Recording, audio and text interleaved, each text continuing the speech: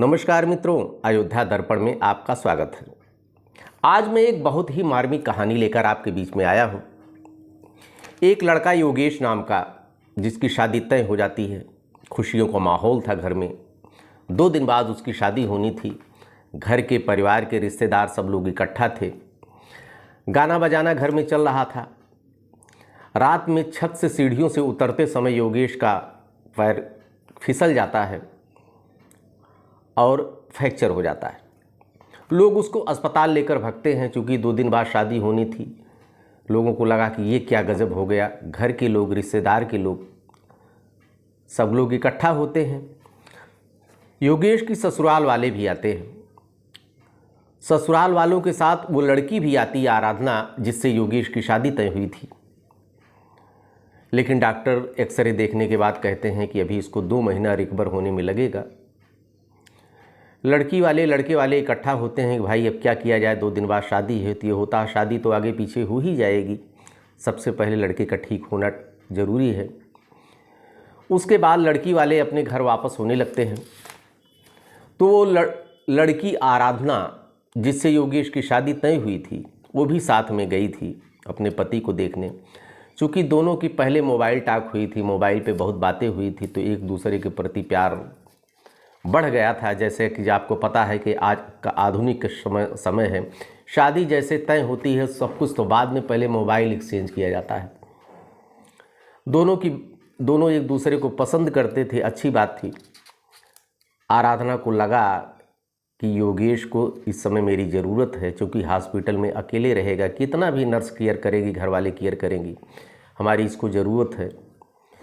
भावना का ज्वार उमड़ता है। वो अपनी मम्मी से धीरे से कहती है कि मम्मी, मैं योगेश के साथ रहना चाहती हूँ, इसको ज़रूरत है मेरी।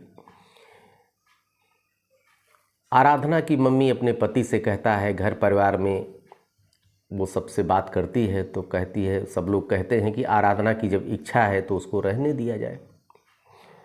आराधना को तो जैसे मांगी मुराद मिल गई। लड़की वाले अपने घर चले आते हैं। एक प्राइवेट रूम लिया जाता है, चूँकि 1.5 महीने का अभी रिकवर होना था उसको। 15 दिन हॉस्पिटल के बाद घर जाना था, लेकिन 15-20 दिन ही हॉस्पिटल में उसको एक अच्छी व्यवस्था की ज़रूरत थी। पैसे की कोई कमी नहीं थी, शादी विवाह का समय था, पैसा तो इकट्ठा ही था। एक प्राइवेट रूम लिया जाता है।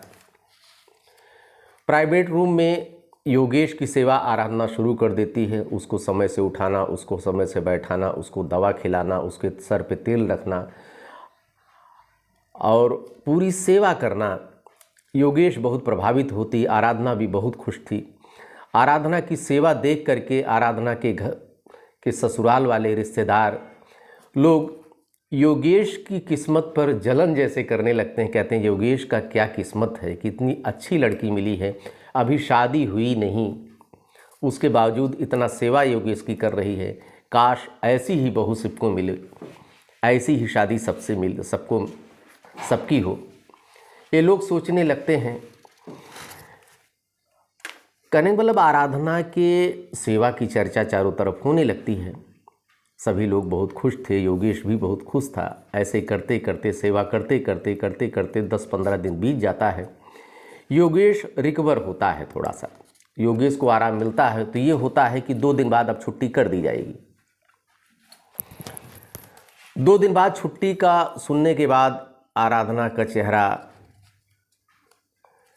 गिर जाता है। वो सोचती है अब तो योगेश से अलग होना पड़ेगा। योगेश भी बहुत परेशान हो जाता है। शाम को दोनों लोग बहुत बात करते हैं, फैमिली प्लानिंग करते हैं कि कैसे आगे क्या होगा। नौकरी चाकरी की बातें होती हैं, ज़िंदगी कैसे चलेगी, लोग ढेर सारी बातें करते हैं। योगेश आराधना के कंधे पर टेक लगाता है। आराधना धीरे धीरे उसको चलाना सिखाती है। इतने में योगेश आराधना के करीब आ जाता है। चूँकि कंधे पे टेक लगाया था, उसके अंदर एक अलग स्पंदन होता है। योगेश आराधना से कहता है कि आराधना, मेरी कुछ इच्छा हो रही है। तो आराधना कहती, क्या? तो कहीं, आराधना एक बार मेरी हो जाओ, क्योंकि 2 दिन का समय है मेरे पास, उसके बाद तो चली जाओगी और शादी बाद में डेट होगी। परसों हम लोग कुछ दिन के लिए अलग हो जाएंगे। कुल मिला के आप जैसे जानते हैं कि योगेश उसके सामने शारीरिक संबंध बनाने की इच्छा रहती है। आराधना कहती अरे ये क्या हुआ, ऐसा नहीं होना चाहिए क्योंकि अभी मेरी शादी नहीं हुई है, ऐसा करना किसी भी तरह से उचित नहीं है। योगेश रिक्वेस्ट करता है, बहुत परेशान करता है आराधना को, भावनात्मक रूप से उसको ब्लैकमेल भी करता है। आराधना क्या करे, आराधना मजबूर थी। आराधना ने सोचा कि एक दिन तो ये सब होना ही है, परसों हम लोग अलग हो रहे हैं, तो योगेश की बात को मान ही लेते हैं। अंत में मजबूर होकर आराधना योगेश की बात को मान लेती है और दोनों लोग रात भर शारीरिक संबंध बनाते हैं। उसके बाद 2 दिन का समय जो शेष बचा था, ये सिलसिला 2 दिन और जारी रहता है। दोनों लोग एक दूसरे के हो जाते हैं। उसके बाद योगेश डिस्चार्ज हो जाता है, आराधना अपने घर चली जाती है, योगेश अपने घर चली जाती है। योगेश चूँकि रिकवर हो रहा था, घर में चर्चाएं शुरू हो जाती हैं कि अब शादी आगे नवंबर में कर दी जाएगी। चूँकि ये घटना अप्रैल की थी, योगेश नवंबर तक रिकवर हो जाएगा। चारों तरफ आराधना के चर्चे थे योगेश के घर में, उसके रिश्तेदारों में, कि कितनी किस्मत वाली लड़की है, किस्मत वाला लड़का है योगेश, उसको आराधना जैसी लड़की मिली है। लड़के वाले इकट्ठे होते हैं। शादी की एक तिथि तय की जाती है, नवंबर। योगेश को बताया जाता है कि भाई तुम्हारी शादी नवंबर में तय है, लेकिन ये सुनने के बाद योगेश ऐसा जवाब देता है कि सब लोगों के ज़मीन तले, सबके पांव तले ज़मीन खिसक जाती है। योगेश कहता है हमको उस लड़की से शादी नहीं करनी है। सब लोग परेशान होते हैं कि अरे ये क्या हो गया। लड़के वाले परेशान होते हैं, उसके माता पिता योगेश के रिश्तेदार बहुत परेशान होते हैं। खबर जाती है लड़की वालों के पास, लड़की वाले दौड़े आते हैं। वो कहते हैं भैया 17 दिन तक मेरी लड़की ने जो है लड़के की सेवा की, चारों तरफ बात फैल गई, अब तो मैं कहीं का नहीं रह गया, चारों तरफ मेरी बदनामी हुई, अब मैं कहाँ जाऊँ। तो योगेश के पिताजी कहते हैं भाई लड़के को मनाने की बहुत कोशिश की गई, लेकिन लड़का नहीं मान रहा है, नहीं शादी के लिए तैयार है। वो कहता है कि लड़की गंवार है, हम उससे शादी नहीं करेंगे, हमारा उसका मानसिक स्तर एक नहीं है, शादी संभव नहीं है, अब मैं क्या करूं। करते भी क्या, लड़की वाले मन महसूस के रह जाते हैं। आराधना भी योगेश से कांटेक्ट करने की कोशिश करती है, लेकिन योगेश ने अपना मोबाइल स्विच ऑफ कर दिया था। और भी तरीके से आराधना कोशिश करती, लेकिन योगेश से कोई कांटेक्ट नहीं हो पाता है। तो अंतिम में आराधना भी टूट जाती है। कुछ दिन और बीतता है, चूँकि इधर शादी जो तय हुई थी, लड़की की शादी टूटने के बाद सदमा लगा था। ये लोग 5-6 महीना तो परेशान रहे कि अब क्या किया जाए। लेकिन अगले साल अप्रैल माह में योगेश की शादी फिर तय हो जाती है, तय होती है दूसरी लड़की से। लेकिन वही कहा जाता ना कि भगवान की लाठी में आवाज़ नहीं होता, जैसा तुम कर्म करोगे उसका फल नहीं, आज नहीं तो कल फिर आपको ईश्वर देगा। वही होता है योगेश के साथ। अब की बार शादी के 5 दिन पहले ही योगेश का बाइक से एक्सीडेंट हो जाता है और उसका दूसरा पांव फ्रैक्चर हो जाता है।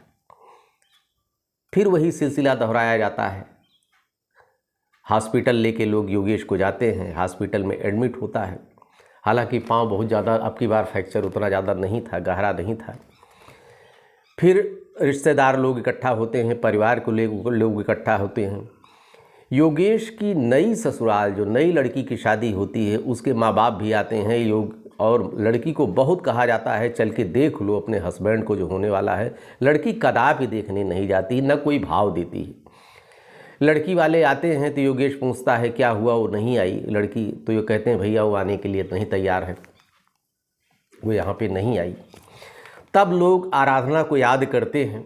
जब लोग सुनते हैं कि लड़की देखने तक नहीं आए, तो योगेश की माँ और रिश्तेदार आराधना को याद करते हैं। योगेश को भी आराधना की याद आती है कि एक ऐसी लड़की थी जो 17 दिन तक यहाँ पर रहकर उसने सेवा किया था, क्या नहीं किया था, यही सोचते हैं। चारों तरफ आराधना की चर्चा थी और लोग कहते हैं चलो कोई बात नहीं थी। इसी बीच में खबर आती है कि नई ससुराल वाले जो दूसरी शादी हुई थी, वो लोग कहते हैं अब हम शादी ही नहीं करेंगे, क्योंकि लड़के का 2-3 महीना पैर रिकवर होने में लगेगा और हमको शादी बहुत जल्दी करनी है। चूँकि अब लड़की वालों को सामने रुकने के लिए कोई बहुत ज़्यादा समय, वो कहता है, लड़की वाला कहता है कि हमको बहुत ज़्यादा रुक नहीं पाएंगे, शादी हमारी एक और तय हो गई, वहीं हो रही है, हम इस शादी को जैसे पता लगा कि लड़के का पाँव फ्रैक्चर है, मैंने प्रयास शुरू कर दिया था, दूसरी शादी मेरी तय हो गई है, दूसरी जगह शादी करेंगे, हम योगेश से हम शादी नहीं करेंगे। अब और सदमा लगता है योगेश को, योगेश के परिवार को। लोग अब आराधना को याद करते हैं। उसी दौरान जो पहली बार योगेश हॉस्पिटलाइज हुआ था तो आराधना की एक फ्रेंड बन गई थी वहाँ की नर्स, उसी अस्पताल की। उस नर्स को जब पता लगता है कि फिर योगेश योगेश आया है, आराधना, चूँकि आराधना और उस नर्स की बराबर बात हुआ करती थी, वो उस नर्स को पता था कि आराधना का हस्बैंड योगेश ने शादी कैंसिल कर दी है, शादी टूट गई है। वो फ़ोन कर देती है आराधना को। आराधना बता से कहती है कि तुम्हारे पुराने पति देव जिससे तुम्हारी शादी कैंसिल हुई थी वो फिर हॉस्पिटलाइज हुए हैं आके। आराधना को सदमा लगता है, लेकिन चूंकि आराधना योगेश को बहुत प्यार करती थी, भले उसकी शादी टूट गई थी, उसका उन दोनों का संबंध तो पहले बन ही गया था। आराधना को रहा नहीं जाता है। अपने माता पिता को बिना बताए वो दूसरे दिन हॉस्पिटल में सुबह मुंह बांध करके चली आती है और देखती है योगेश की माँ बैठी, आके योगेश की माँ का पैर छूती है। चूँकि योगेश की माँ पहचान नहीं पाती है, आराधना मुंह बांधे रहती है। वो योगेश के पास आती है और सर पे हाथ रहती है। योगेश तुरंत पहचान जाता आराधना को और फपक फपक के रोने लगता है। उसको अपराध बोध होता है, अपने पे पछतावा होता है। आराधना का हाथ पकड़ता है। आराधना संकोच करते हुए भी उसका हाथ पकड़ लेती है योगेश का। योगेश कहता है कि आराधना, मैं अपनी करनी का फल पा गया, ईश्वर ने हमको सज़ा दी। तुम्हारे साथ जैसा मैंने व्यवहार किया भगवान ने हमको सज़ा दे दी। मैं अब दर दर ठोकर खाऊंगा। तुम अपनी शादी करो, तुम जहाँ भी रहोगी सुखी रहोगी, क्योंकि तुम नेक दिल हो। लेकिन मैं इतना गंदा आदमी हूँ कि हमको ईश्वर अभी और दंड देगा। आप देख रही हो मैं दंड भोग रहा हूँ। जो मैंने तुम्हारे साथ किया उसी का परिणाम यह है मेरे सामने, आपके सामने, कि मैं आज इस स्थिति में हूँ। आराधना कहती, रोइए ना, आप परेशान न हो, मैं आपको बहुत प्यार करती हूँ। तो तुरंत वो अपना जैसे चेहरा खोलती है। आराधना की योगेश की माँ पहचान लेती है। वो माफ़ी मांग लेती है, कहती, बेटा मैं बहुत दुखी हूँ, हमारे बेटे ने बहुत गलत काम किया हो। बहुत रोने लगती है। योगेश भी फपक फपक के रोने लगता है। आराधना भी बहुत भावुक हो जाती है। और योगेश के परिवार में जब चर्चाएँ होती है कि वो लड़की फिर आई है, जो योगेश की पहली पत्नी थी, सब लोग इकट्ठा होते हैं और योगेश को ही फटकारने लगते हैं कि कहते हैं, देखो तुम अपनी करनी का फल पा गए, लेकिन ये लड़की कितनी अच्छी थी, वो फिर तुम्हें देखने आई है। योगेश, अब क्या चाहते हो? चूँकि आराधना तो गाय थी, वो योगेश के लिए पागल थी। वही होता है कि आज के समय में जो नया ट्रेंड है कि नंबर ट्रांसफ़र कर दिया जाता है। पहले परंपरागत शादियां होती थी तब ये सब समस्याएं नहीं आती थी, लेकिन लड़के लड़की एक दूसरे को पहचान जाते हैं, कुछ कमियां भी नज़र आती हैं एक दूसरे को जो नहीं पसंद करते हैं, तो वही स्थिति होती है योगेश आराधना की होती है। योगेश को चूँकि वो टेस्ट ले चुका था, उसको लगा कुछ नई चीज़ और हम कुछ खोजें, तो उसने मना कर दिया था, लेकिन पश्चाताप होता है उसको। बाद में आराधना के और योगेश के परिवार को लोग इकट्ठा होते हैं, बात बनती है। बाहर बात चल रही थी, इतने में आराधना अंदर योगेश को अकेला पाती है, तो योगेश से कहती है कि आखिर क्या नहीं मैंने तुम्हारे लिए किया, हमारे आपके बीच में क्या क्या हो गया, मैंने किसी से मैं चर्चा भी नहीं कर सकती हूँ, आपने ऐसा मेरे साथ क्यों किया, आखिर क्या हो गया था तुम्हें? योगेश कहता है कि आराधना, मेरा दिमाग ख़राब हो गया था, मेरे दोस्तों ने हमको भटका दिया था, तुमने मेरे साथ जो किया है हमें एक एक चीज़ याद है, लेकिन हमारे दोस्तों ने हमारा दिमाग ख़राब कर दिया था, लेकिन हमको अपनी करनी का फल मिल गया, अब हमको माफ़ कर दो। इतने में परिवार वाले आते हैं, आराधना के सामने कहते हैं कि बेटा आराधना, योगेश से शादी करोगी? अब तो गलती की अपने माफ़ी मांग रहा है। चूँकि लड़की वाले भी थे, लड़के वाले भी थे, वहीं बात तय हो जाती। आराधना अपना सर नीचा कर देती है, मानो वो स्वीकारोक्ति दे रही हो। योगेश की और आराधना की अगले महीने में फिर एक तिथि नियत करके शादी हो जाती है। मित्रों, ये कहानी आपको कैसी लगी कमेंट बॉक्स में ज़रूर बताइएगा और मेरे चैनल को शेयर कीजिए, सब्सक्राइब कीजिए, आशीर्वाद दीजिए। फिर अच्छी अच्छी कहानियों को लेकर मैं आपके बीच में आता हूँ। ढेर सारी शुभकामना आपको। धन्यवाद।